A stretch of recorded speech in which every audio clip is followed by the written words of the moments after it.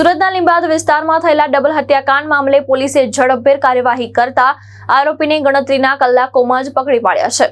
આજે પોલીસે આરોપીને ઘટના સ્થળે લઈ જઈ ક્રાઇમ સીનનું રિકન્સ્ટ્રક્શન કર્યું હતું।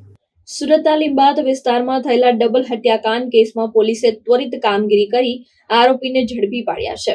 પ્રાથમિક તપાસ મુજબ છેડતીના મુદ્દે આ હત્યાકાંડ સર્જાયો હતો।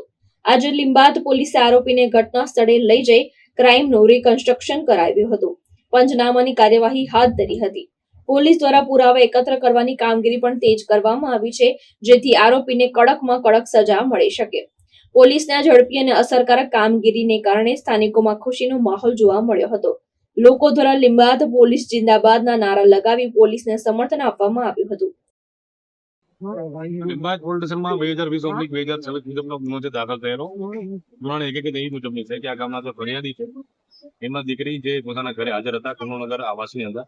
એ દરમિયાન વોટિંગનો દિવસ હોવાથી પૂરા પરિવાર વોટિંગ કરવા માટે ગયેલા। એ દરમિયાન દીકરી પોતાના ઘરે હાજર હોય એ દરમિયાન એમની બાજુમાં રહેતા આ ગામના જે આરોપી છે આરોપીનો સગીર વયનો જે દીકરો છે એને આ કામના જે ફરિયાદી છે એમની દીકરીની છેડતી કરેલી। જે બાબતે આ કામના જે ફરિયાદી છે એ અને એમનો પરિવાર જે આ કામના આરોપી છે એના ઘરે ગયેલા અને આ બાબતને ઠપકો આપેલો કે તમારા દીકરા દ્વારા અમારી દીકરીની છેડતી કરવામાં આવેલ છે।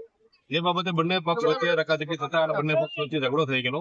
એ ઝઘડા દરમિયાન જે ફરિયાદી છે એના પતિ અને ફરિયાદીના જે નણંદોઈ છે અને નણંદોઈનો દીકરો છે આ ત્રણેય જણાને આ કામના આરોપીઓ પૂરા પરિવારે જે હુમલો કરેલો, જેમાં લાકડાના ચપ્પાના ઘા લગાવેલા અને જે લોકોને સારવાર માટે સિવિલ હોસ્પિટલ દાખલ કરવામાં આવ્યા।